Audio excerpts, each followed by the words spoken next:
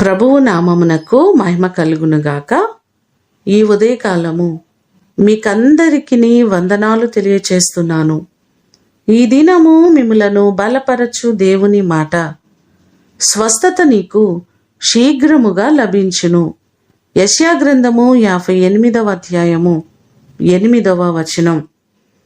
మన దేవుడు మనలను నిరంతరము స్వస్థపరిచేవారు, మనకున్నటువంటి బలహీనతలన్నిటి నుంచి విడిపించే గొప్ప దేవుడు ఆయన. యెషయా గ్రంథము 53వ అధ్యాయము 5వ వచనములో చూస్తే, అతడు పొందిన దెబ్బల చేత మనకు స్వస్థత కలుగుచున్నది అని లేఖనం మనకు సెలవిస్తుంది.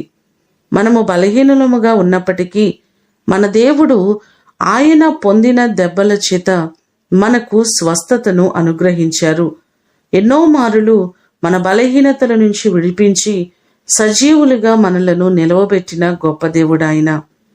ఈ మాటలు వింటున్న మీ అందరి జీవితంలో దేవుడు ప్రతి బలహీనతలను తొలగించి ఆయన మిమ్మును స్వస్థపరచునుగాక.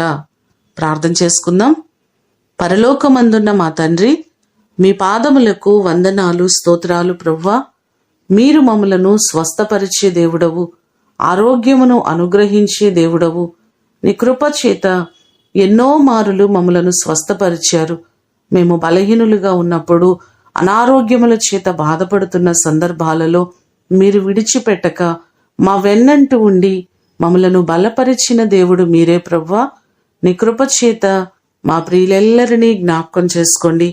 ఎవరు ఏ బలహీనతల చేత బాధపడుతున్నారో వారికున్నటువంటి ప్రతి అనారోగ్యముల నుంచి విడిపించండి. దైవికమైన స్వస్థత ప్రతి వారికి మీరు కలుగు చేయండి. ఈ కృప చేత ఈ దినమంతా కూడా మీరు మాకు తోడుగా ఉండి మమ్మలందరినీ ఆశీర్వదించమని యేసు అతి ఘనమైన నామమున అడిగి వేడుకొని పొందియున్నాము తండ్రి. ఆమేన్. దేవుడు మిమ్ములను దీవించునుగాక.